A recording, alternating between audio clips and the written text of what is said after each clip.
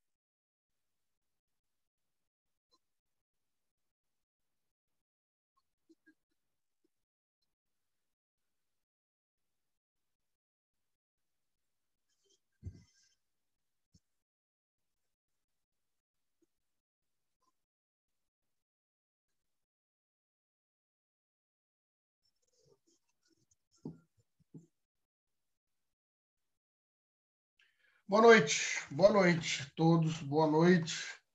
Vão se acomodando, que hoje temos muito que conversar. Semana passada ficaram livres dessas aulas. Essa semana temos coisas e mais coisas para o nosso diálogo semanal.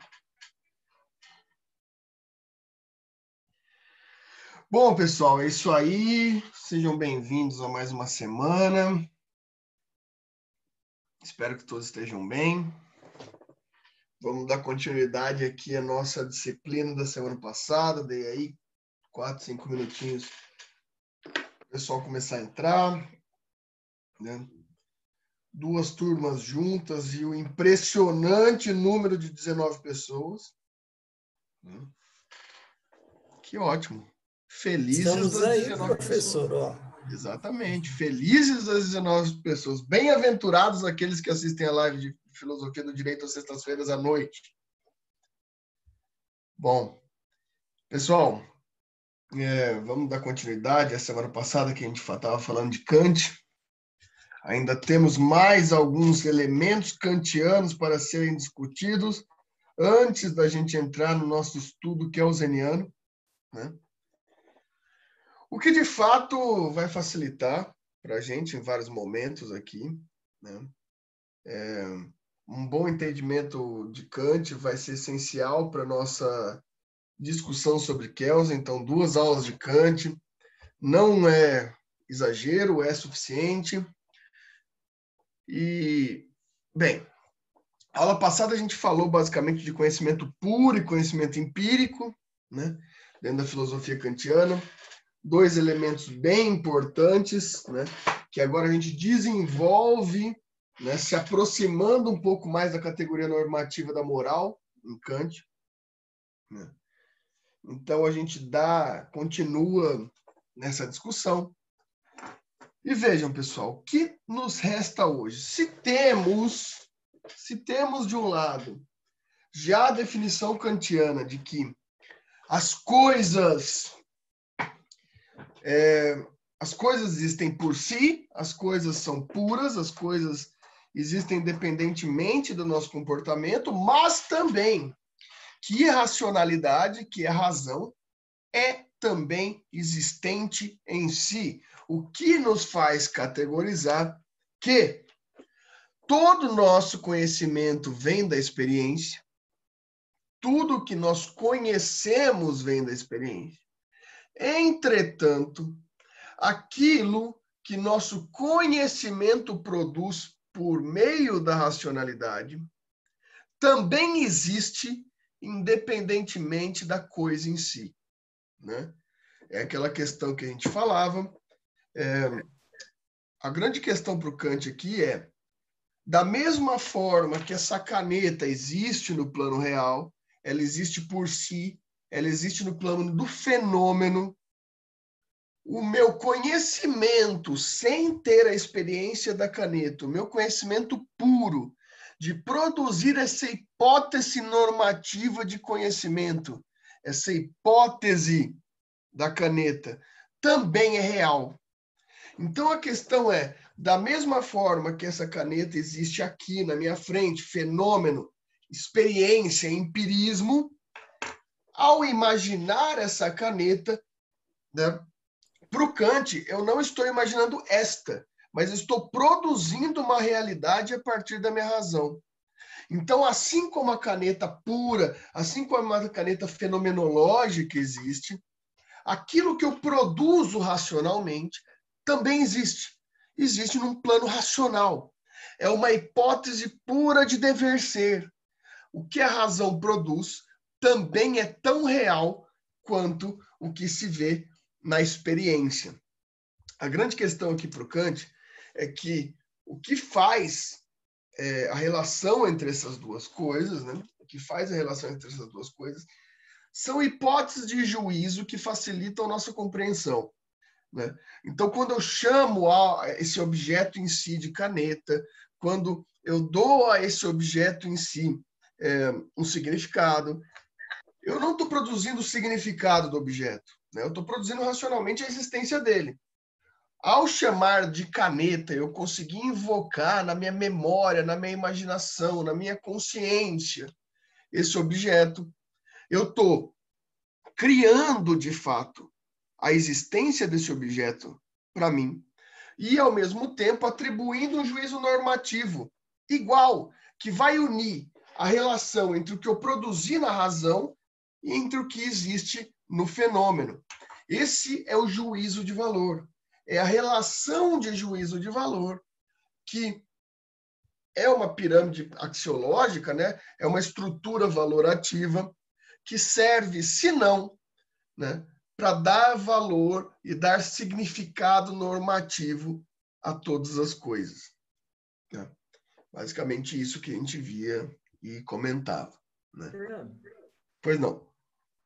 Seria então o juízo de valor a junção da racionalidade com a experiência? Boa pergunta. O juízo de valor ele vai ser basicamente assim. Ó. Vamos tentar, ele não vai ser a junção, ele vai ser a ponte.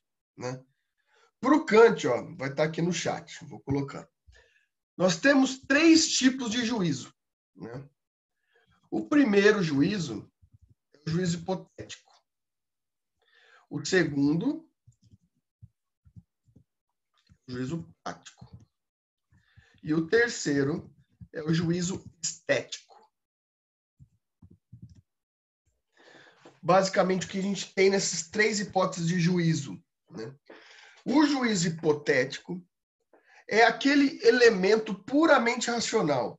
É a invocação, né? É a invocação de um objeto, é a invocação de um saber por pura hipótese imaginativa. Então, ele existe puramente na racionalidade, né?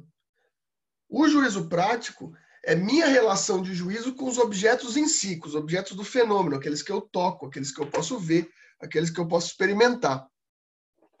O juízo estético é a ponte entre minha racionalidade e o fenômeno. É a única forma que eu consigo acessar todos esses elementos. Por quê?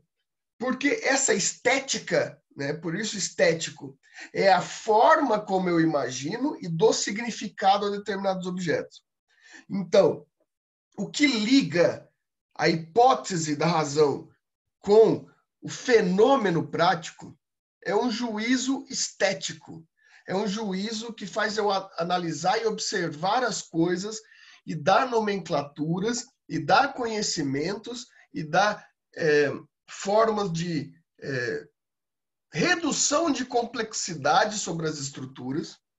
Então, existe um elemento que existe de fato na minha razão, existe um elemento que existe de fato no plano real do fenômeno, e existe um juízo que eu atribuo a essas questões que faz eu identificá-las. Então, esse juízo estético, ele é uma ponte de ligação, ou melhor, é uma ponte de identificação, tanto porque eu produzo racionalmente, tanto porque existe, pelo que existe no plano fenomenológico, no plano de fato. Perdão. A grande questão é o que existe na racionalidade, o que existe no plano real, no plano fenomenológico, existem por si. Eles não precisam de conhecimento atribuído, né? Sabe aquela pergunta até infantil, mas que existe, se o cego de nascença sonha? Já ouviram essa pergunta? E como que ele sonha, sendo que ele não tem nenhuma experiência visualizável das coisas? É basicamente isso.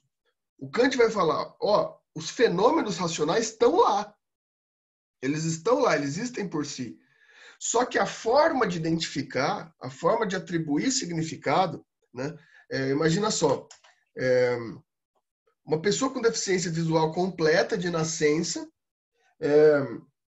ela sonha, ela mora num sítio, já tocou em cavalos, já sentiu, né? Só que nunca viu, tem deficiência visual. E ela sonha com um cavalo, né? A produção racional, esse sonho, essa produção racional para o Kant existe por si. É uma realidade racional. Quando ele fala para a pessoa, eu sonhei com um cavalo, ele está atribuindo um juízo estético. Ele está facilitando, porque não é o que ele vê, não é o que ele experimentou, não é a mesma coisa que o outro experimentou. Só que quando ele diz para você, sonhei com um cavalo, é identificável, é possível que você acesse a hipótese sua a partir da experiência dele. Então, você não acessa a experiência da pessoa. É impossível acessar a racionalidade de uma pessoa. Assim como Kant diz que é impossível acessar esse objeto aqui. Porque esse objeto ele existe por si. Eu só enxergo ele a partir do que eu sinto, do que eu experimento, do que eu acho que foi um fenômeno. Esse objeto ele existe independentemente da minha razão. Então, Kant fala, o mesmo juízo de valor que eu atribuo, isso aqui que eu experimento chamando de caneta, falando que isso daqui tem uns telos, tem uma finalidade, essa pessoa que não pode experimentar com a visão, também tem.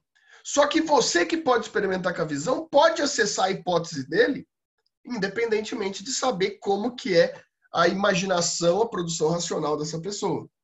Então, esse juízo estético, a Tatiana colocou, é com a soma de toda a sua vivência. Isso, a sua vivência, as suas limitações, elas existem racionalmente para o Kant e ninguém pode acessar. Só que, quando você atribui valor àquilo, juízo de valor àquilo, você permite, por exemplo, contar um sonho seu para outra pessoa, contar uma experiência sua para outra pessoa. Essa pessoa não precisa viver a experiência, mas ela pode, por uma hipótese racional, um juízo estético, um juízo identificável, poder compreender as questões que você está falando, poder acessar também pela racionalidade as coisas que você está falando. E aí, qual que são as dúvidas até aqui? Beleza, então vamos prosseguir. Bom, pessoal, isso tudo tem um significado para o Kant. É importante. Isso tem uma importância material para o Kant, porque até aqui parece, o que nos soa é que o Kant está fazendo um ensaio muito abstrato sobre as coisas, né? Mas não, ele está querendo fazer um plano lógico entre racionalidade e fato. O que ele está dizendo é o seguinte, esse juízo de valor atribuído tanto à razão quanto às coisas de fato da natureza, eles precisam de uma validade para existir. Eles precisam de uma validação. Eles não existem. O juízo de valor, ele não existe solto, né?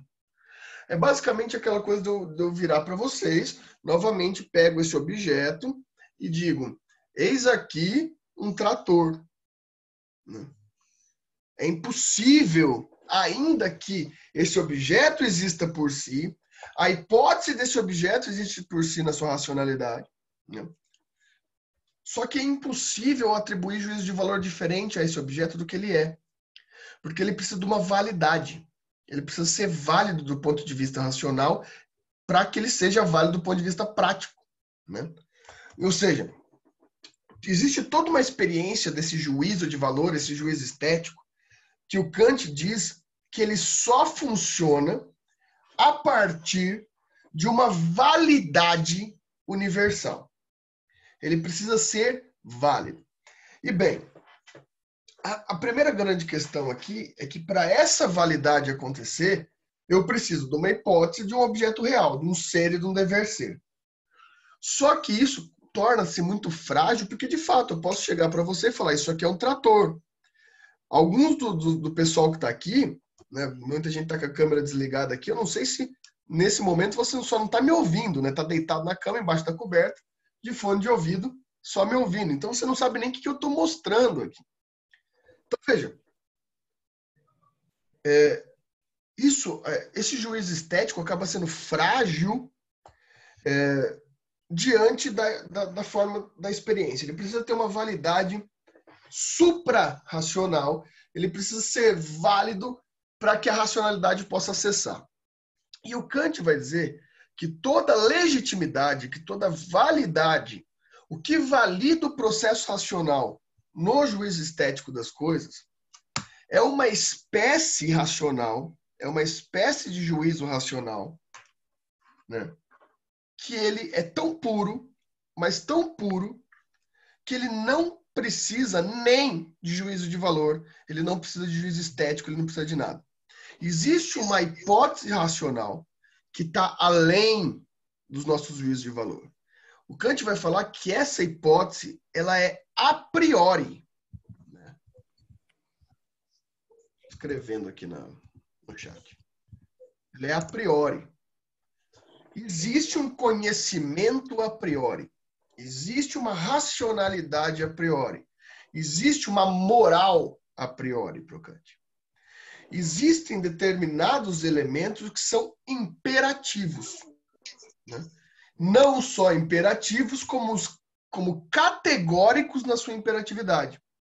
Ou seja, aqui a gente está trabalhando com um elemento kantiano extremamente importante, categórico, chamado imperativo categórico. É um dos centros do pensamento kantiano, em que, no imperativo categórico, a gente consegue a validade das hipóteses atribuídas pela nossa racionalidade.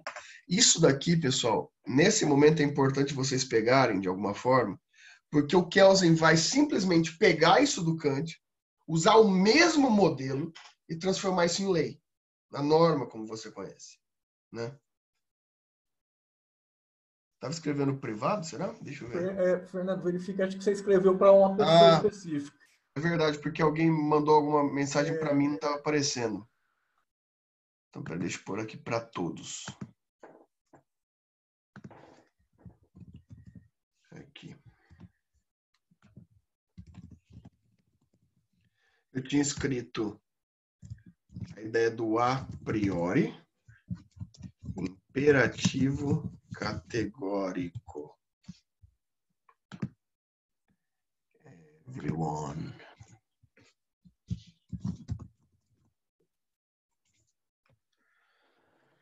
Certo. Bem, você vê, é um desafio para mim tentar resumir Kant. Vocês acham que para vocês está difícil? Tentar trazer esse cara em palavras humanas, eu chego a suar aqui para conseguir falar desse cara. Bem, mas vamos chegar lá. A gente vai chegar lá, aos poucos. Vou começar agora a tentar dar alguns exemplos para vocês, para a gente entender a ideia de imperativo categórico a priorístico do Kant. O Kant vai dizer que existem determinadas questões que se produzem na racionalidade, que se produzem nessa realidade chamada racionalidade, que elas não dependem de fato empírico, que elas não dependem de juízo de valor. Elas são a priori. Isso aqui tem alguma relação de influências kantianas do justnaturalismo, né, dos naturalistas, que é aqueles que entendiam que existem determinados direitos, determinadas questões que já são intrínsecas à humanidade, né? Só que os naturalistas, eles tinham uma relação muito metafísica teológica sobre os direitos. E o Kant não tem esse objetivo, ele tem um objetivo científico, né, sobre a determinação da filosofia. Isso sim é uma referência kantiana aos naturalistas, só que aqui ele tenta um elemento da racionalidade pura, como se a racionalidade existisse por si.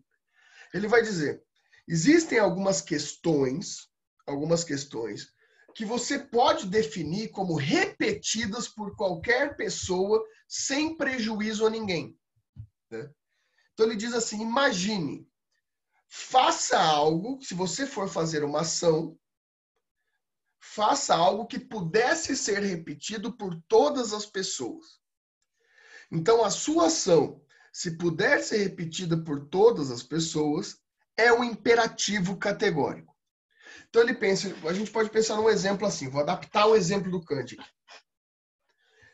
Imagina um homem, né? Imagina um homem viciado em todos os tipos de drogas listas e ilícitas, extremamente agressivo, né? Extremamente agressivo.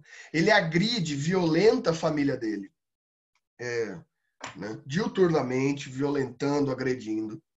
Todas as pessoas que se aproximam dele, ele faz mal, né? Ele tem alguma forma de causar prejuízo e dor às pessoas que estão próximas dessa pessoa. E não tem o que fazer, ele não consegue mudar. Todas as vezes que ele se aproxima de alguém, ele prejudica a pessoa, prejudica seus familiares e prejudica ele mesmo. Então ele racionaliza.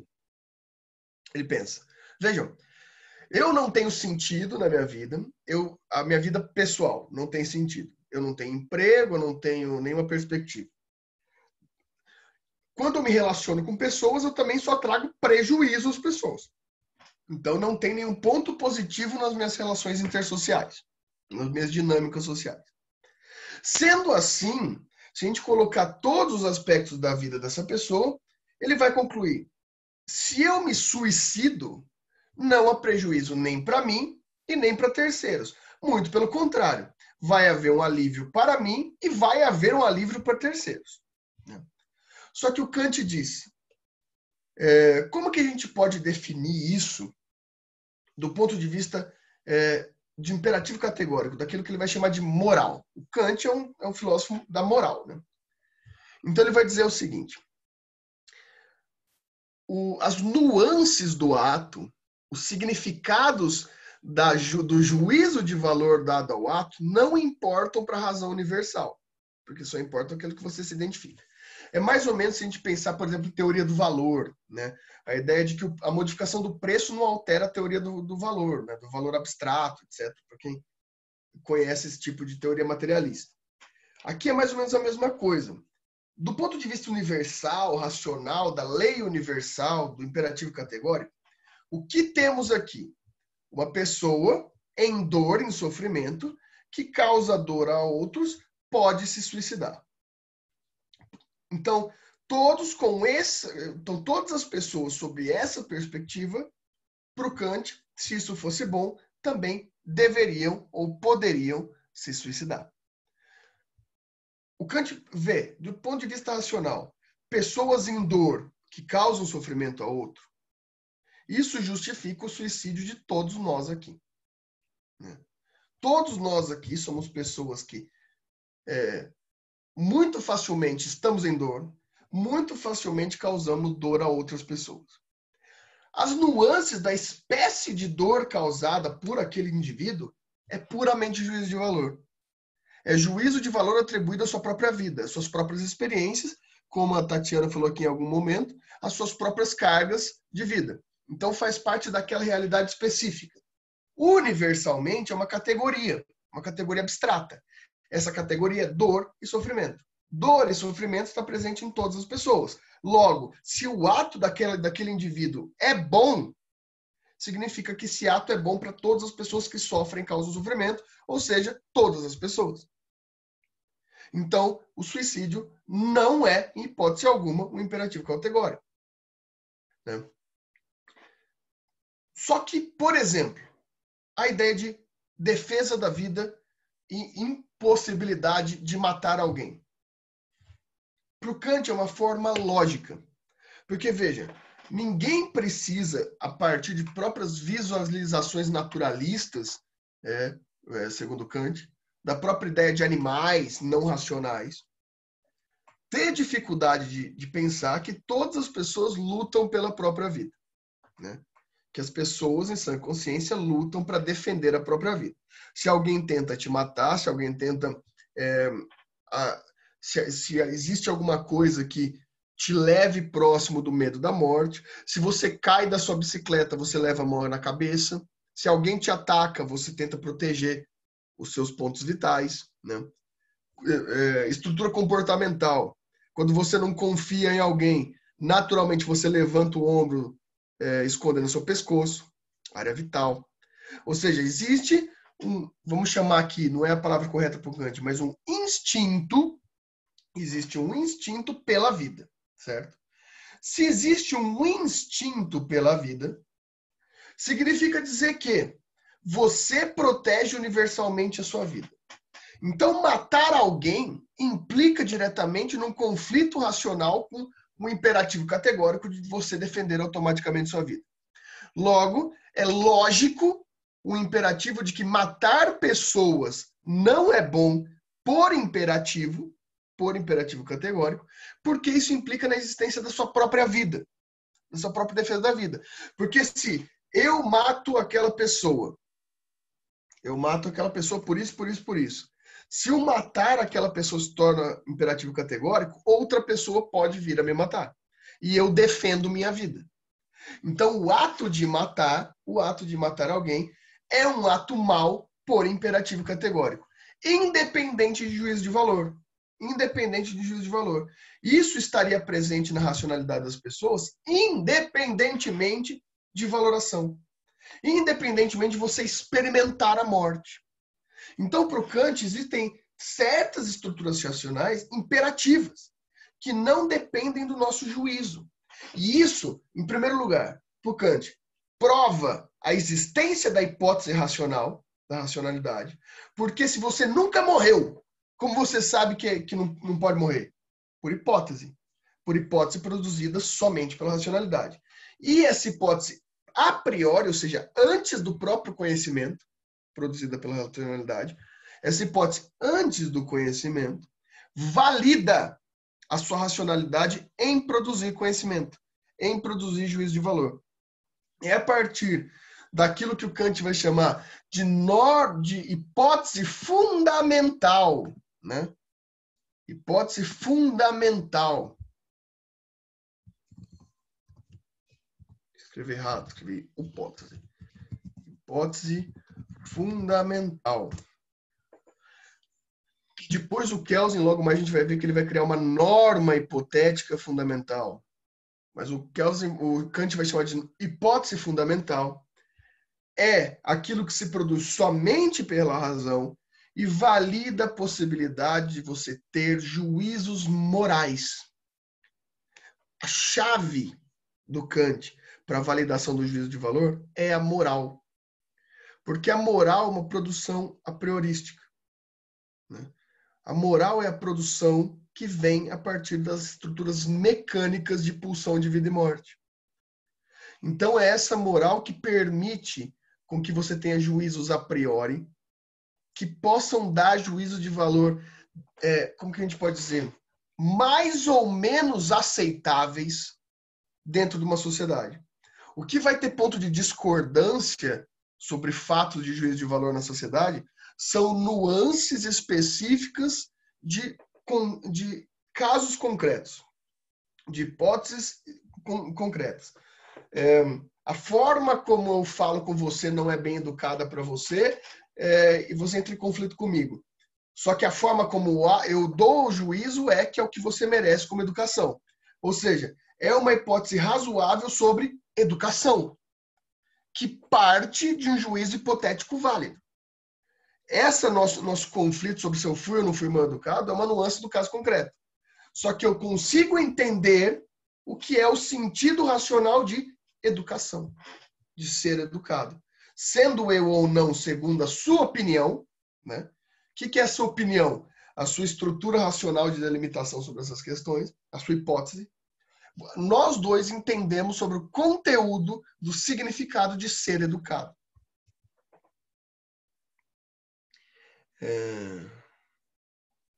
Isso. Porque, Tatiana, aqui seria o quê? Esses pontos de vista, né? Esses conflitos sociais, eles não anulam a hipótese pura. Porque as pessoas, quando discutem, elas discutem sobre um ponto específico. Esse ponto específico, ambas conseguem entender o que é.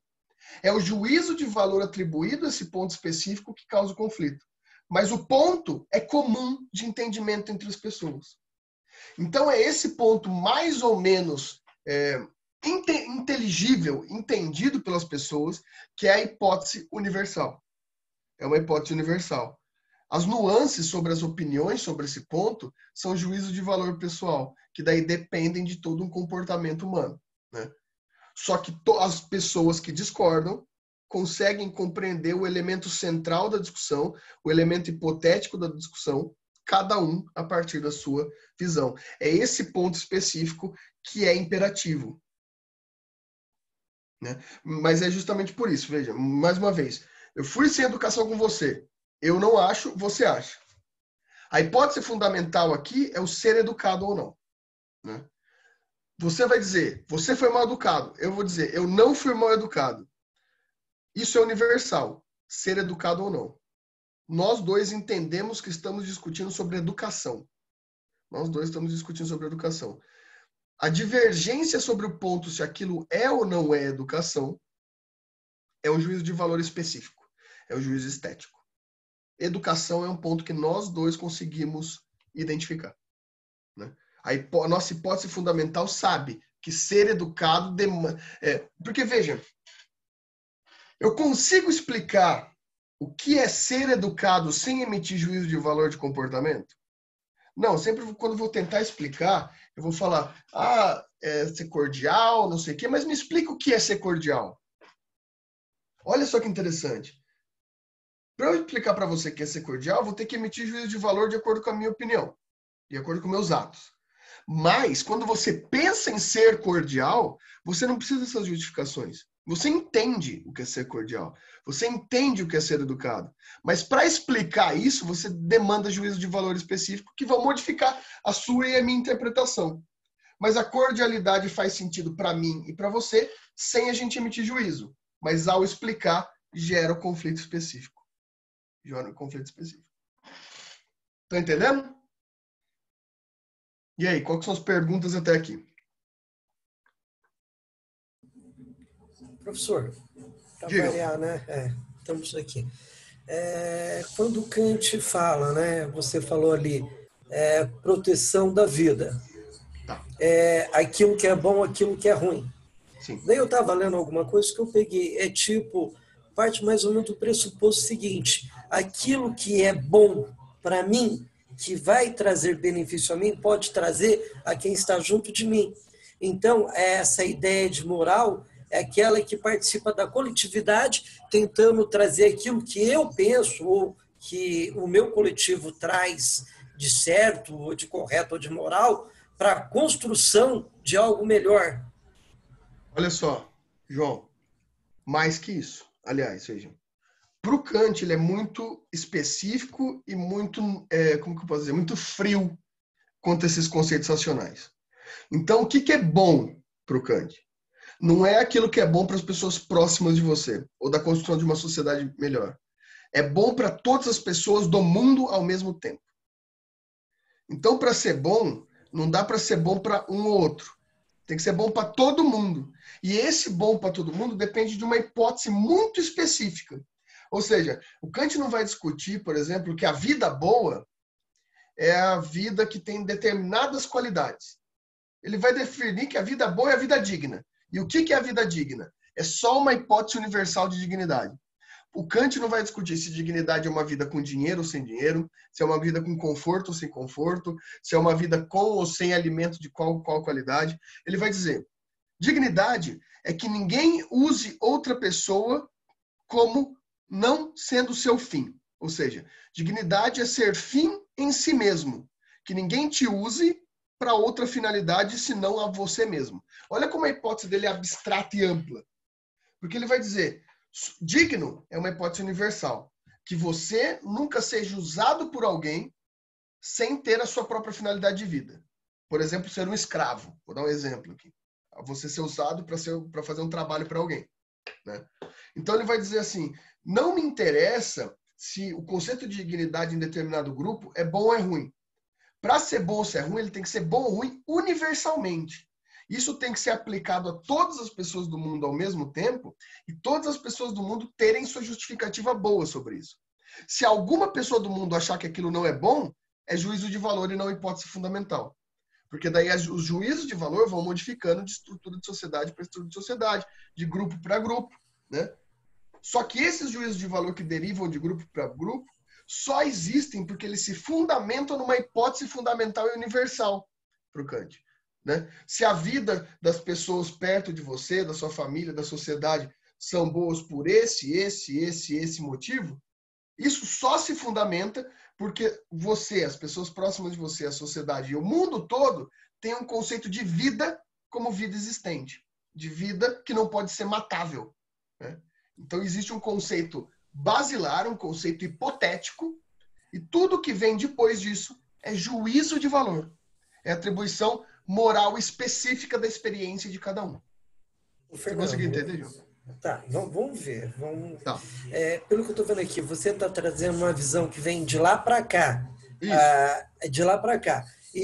Quando eu passei para você, eu coloquei a visão daqui indo para o fora. Então, quer dizer, estou conseguindo assimilar mais ou menos o que você está trazendo. A visão não é do que eu vou levar para lá ou do que eu tenho, mas é aquilo que vem de lá para cá e vai aplicar sobre mim. Isso. Por isso que ele é o fundamento da lei. Por isso que o Kelsen usa o Kant para fundamentar a estrutura legal. Porque o Kant ele não tem uma característica de que as relações são de dentro para fora. Porque o Kant entende que existem fundamentos a priori. O que isso significa? Que estão independentemente da nossa vontade. Então é de fora para dentro. Assim como a lei. A lei ela integra de fora para dentro com objetivo moral. A lei universal, o imperativo categórico, ela independe do nosso conhecimento. Ele vai estar lá querendo a gente ou não. Sempre o coletivo, jamais o indivíduo. Sempre o universal. Eu acho legal essa palavra do Kant para tratar, porque quando ele fala de universal, ele tira qualquer hipótese de ser regionalizado. Né? Nem que tenha uma tribo indígena lá no meio do nada que ninguém conhece, vai ser bom para eles também. Então não pode excluir ninguém. Tem que ser universal, de fato, a hipótese. Mais alguma questão, pessoal? Só acho que para complementar. Vida é universal. O que é vida boa ou o que é vida ruim é juízo de valor. Perfeito. Né? Vida boa, vida ruim. O Kant até tem alguns textos que ele vai falar de vida boa, etc., exercendo juízo de valor, mas apesar de tudo, ele vai tentar na teoria dele, na crítica da razão pura e na prática, pelo menos, a dizer o seguinte: não é possível definir vida boa ou vida ruim em questões hipotéticas, em questões universais. Eu posso, sim, definir boa vontade. Eu posso definir boa vontade como uma hipótese fundamental. Só que o Kant ele vai dizer o seguinte: a boa vontade, ela é uma hipótese universal, só que ela não implica bem e mal. Porque, por exemplo, imagina uma bótica, um farmacêutico, que faz um remédio para curar alguém. E um envenenador, um assassino, que faz um veneno para matar alguém. Os dois têm boa vontade, porque eles têm uma hipótese de produção daquele objeto para um resultado específico. Então, os dois agem de boa vontade, e a boa vontade é universal. Agora, definir se o ato é bom ou se é ruim, claro, nesse caso, é simples, por conta de uma lei universal, só que a boa vontade é igual para o Kant. Então, a hipótese legal, né, a hipótese universal é a mesma. Os dois tiveram boa vontade. Né? Tanto que existe uma máxima kantiana. Claro que é o Kant tentando justificar algumas coisas aqui para a produção do mundo melhor, vamos dizer assim, dentro de toda essa confusão que ele criou fazendo essa estrutura racional. Mas ele diz que é possível, sim, a humanidade caminhar para imperativos categóricos que nos tornem melhores. Para isso, olha só o que o Kant vai falar.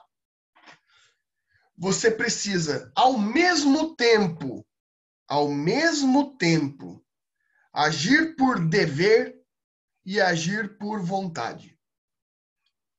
Você tem que, ao mesmo tempo, agir porque você é obrigado e agir porque você quer. Como?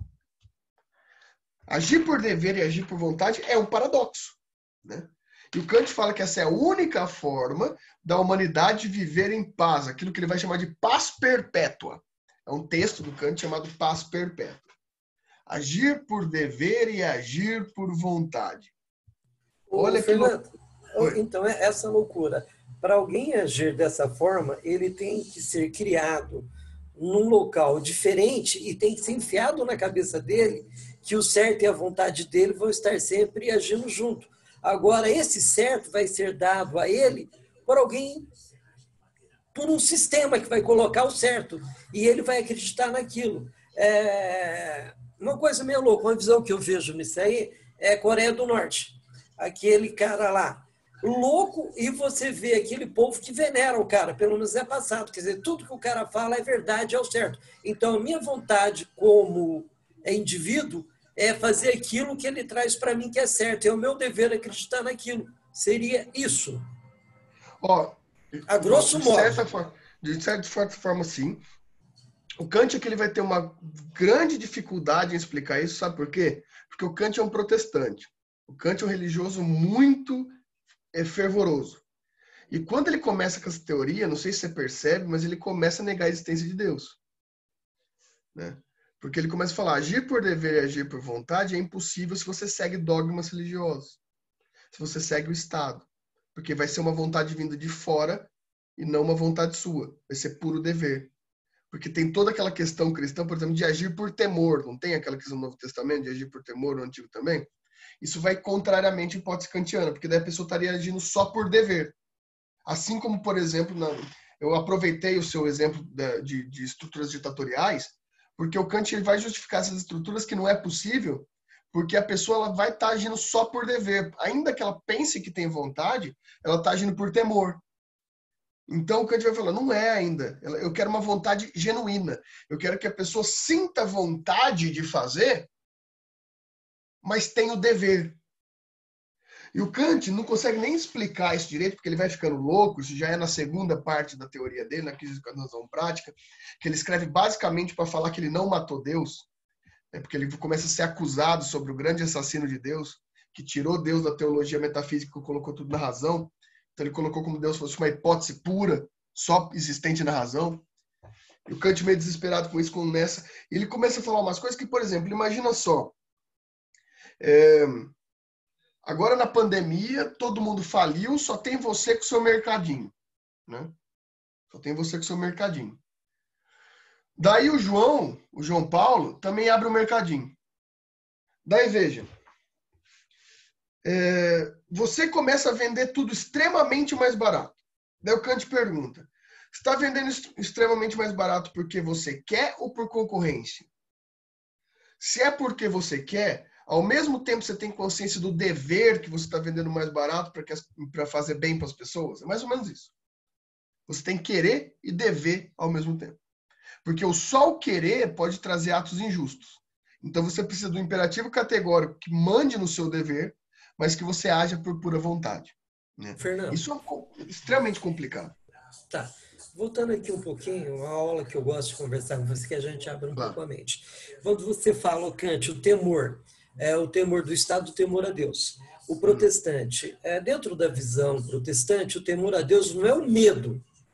Que o temor a Deus, o cristão, ele se agrada de ter o temor a Deus, que é o temor. Nessa visão. O temor é Deus protegendo, cuidando, ele não está tendo medo, ele está sendo protegido. Dentro do temor, o meu temor a Deus, você entendeu? Sim. Só que o problema aqui que ele é questionado, inclusive, pelos teóricos católicos da época, né, que é quem provocava muito Kant na época, ainda assim, ainda nesse problema, se você me diz que você está agindo, essa vontade, você ainda se priva, por exemplo, do pecado. Se você se priva do pecado, você já não age por vontade. Não, Fernando. Não. Nessa visão, eu vou te colocar, você não se priva do pecado, você foge do pecado, porque aquilo vai desagradar e não vai servir para você. Então, nessa visão, tá? Nessa visão, isso não serve. Eu tenho que procurar o melhor para agradar a mim e agradar o temor a Deus. O que eu vou fazer? O melhor possível. Daí eu pergunto, eu estou fazendo só as perguntas que eram direcionadas principalmente ao Kant. Existe ou não existe tentação do mal? Se existe tentação do mal, significa necessariamente que você foi tentado. Se você não tivesse vontade, se você simplesmente por fé, etc., não existiria tentação. Isso aqui é uma frase muito interessante, eu estou tentando lembrar o nome do cara que fez essa pergunta para o Kant, não consigo lembrar. Logo, o cara fala assim, se você não tem tentação ao mal, você não tem a justificativa da existência de Deus. Porque você só agiria pelo bem. Esse é um problema, claro, filosófico aqui, principalmente do Kant. O Kant não gostou nada dessa discussão, tanto que se vocês pegarem, depois que a gente entender Kant, etc., e vocês passarem para a crítica à razão prática do Kant, se vocês quiserem ler, vocês vão ver que tem desespero naquelas páginas. Ali, basicamente, é um Kant tentando resgatar a qualquer custo, até qualquer custo, uma fé não racional dentro da racionalidade. Né? E eu imagino que ele realmente devia estar preocupado ali, porque ele foi o responsável pela secularização da lei, etc. Né? A partir dele, tudo é secular, você não tem mais relação teológica em nada. Né? Isso deve ter complicado muito a situação do Kant ali na vida dele. Mais alguma questão aqui, pessoal? Vamos ver. Nazaré está falando que é uma viagem de louco. Não é não, Nazaré. São lúcidos, muito lúcidos esses senhores.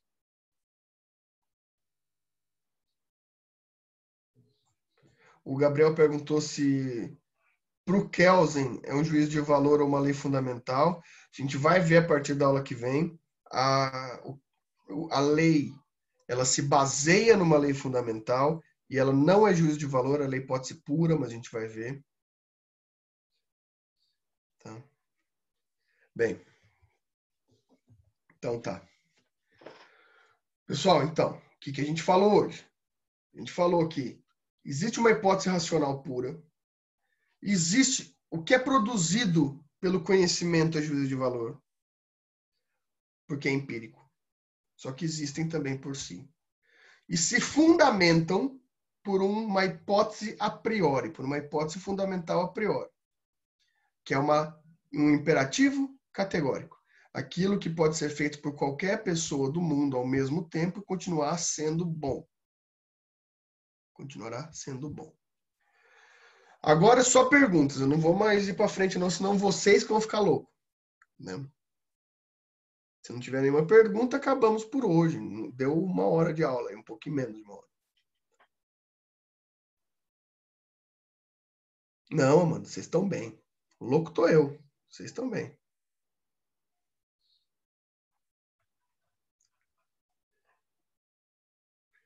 Certeza que só o João Paulo e o João Pai que fizeram pergunta hoje. Todo mundo entendendo Kant fácil assim. Vou falar, viu? Agora eu tô me sentindo um energúmeno, porque eu fiquei o quê? Uns 3, 4, 5 anos lendo, relendo. Esse cara não entendia até agora. Todo mundo já entendeu? Que maravilha. Fico feliz com isso. Bom, pessoal, se não temos dúvidas, a partir da aula que vem, Hans Kelsen, Teoria Pura do Direito. Vamos fazer a ligação entre Kant e Kelsen durante a estrutura. Vocês vão ver que faz muito sentido com todo o trabalho kelseniano. Vou indicar para vocês um exercício de ego. Mentira, não é um exercício de ego, não. Que é necessário, enfim. É que já está dentro dessa minha estrutura de razão, né? Mas, quer ver? Deixa eu achar aqui.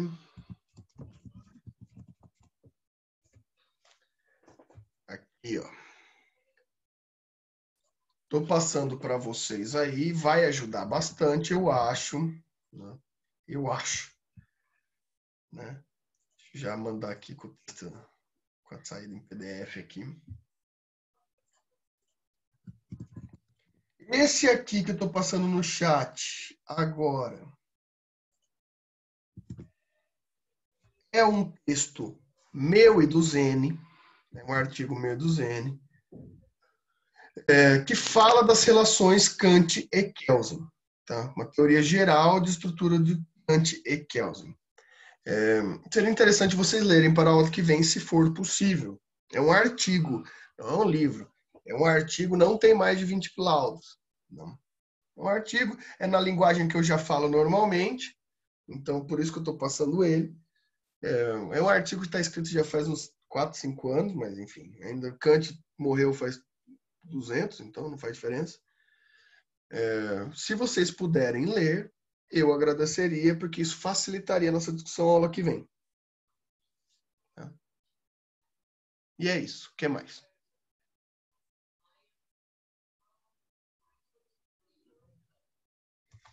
Peraí, alguém falou alguma coisa de trabalho aqui. A Amanda falou que é problema na hora de fazer prova de trabalho. Que problema, Amanda? É a melhor parte, é a parte que você pode se expressar, é a parte que sua racionalidade produz seus frutos. Todo mundo, eu sei que vocês estão sempre ansiosos para isso. Fiquem tranquilos que eu sei disso. É a melhor parte.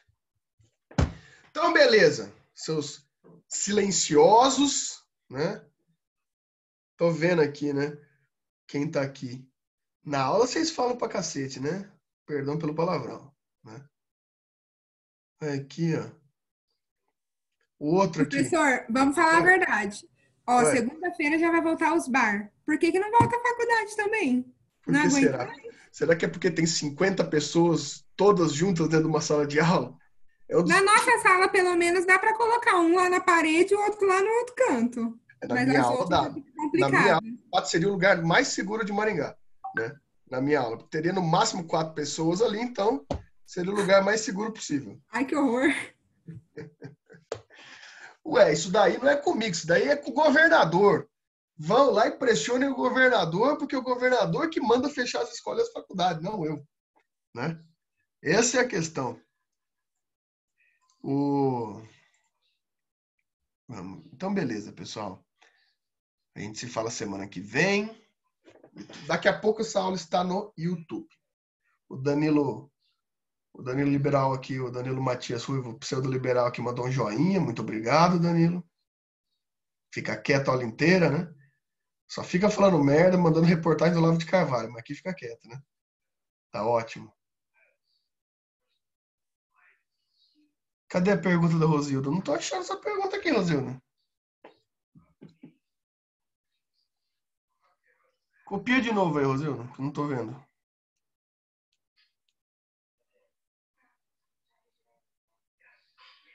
Não tô achando essa pergunta. Se o que é produzido pelo conhecimento... A pergunta do Rosilda, pessoal. Se o que é produzido pelo conhecimento é o juízo de valor, como o conhecimento avança? O conhecimento, veja, todo conhecimento vem da experiência. Então, o conhecimento avança pela experiência para o Kant. Então, toda experimentação que você tem cria a possibilidade de enriquecimento do conhecimento. Porém, o que dá significado para esse conhecimento adquirido são os juízos de valor adicionados sobre a sua experiência. O que isso significa dizer? Necessariamente, nem tudo que você conhece pela experiência você acessa de fato. Você simplesmente dá juízo de valor que você já tinha sobre outros elementos a esse elemento novo. É aquela historinha que eu contei do Marco Polo chamando o rinoceronte de unicórnio, né? Porque ele não precisou identificar o objeto em si, o rinoceronte, sendo que ele já tinha uma hipótese de juízo de valor anterior, que era o unicórnio. Então ele pegou e chamou aquilo de unicórnio. Ele só construiu, por juízo de valor, ele agregou a nova experiência que ele teve. Normalmente é assim que o Kant define como a gente vai se relacionando às coisas. Quanto mais a gente vive, menos experiência a gente tem. Quanto mais a gente vive, a gente só reproduz juízos de valor existente nas coisas que a gente encontra. Porque a gente já está todo abarrotado de juízos de valor, a gente só vai reproduzindo a novos conceitos. É aquela coisa, eu não gosto de sopa de feijão, mas eu nunca comi. E ninguém vai me fazer comer, porque eu já atribuí um juízo de valor a outra coisa que eu já analisei antes. Deu para entender isso, Rosilda?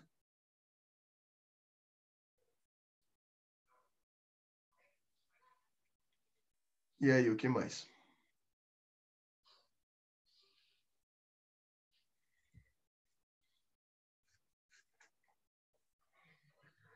Lorena tá com a câmera ligada, mas tá com adesivão na câmera aqui que não dá para ver, para os hackers não pegarem nossa imagem. Beleza, então, pessoal. Falou para vocês, até semana que vem. Nos vemos em breve. Mandem perguntas se quiserem.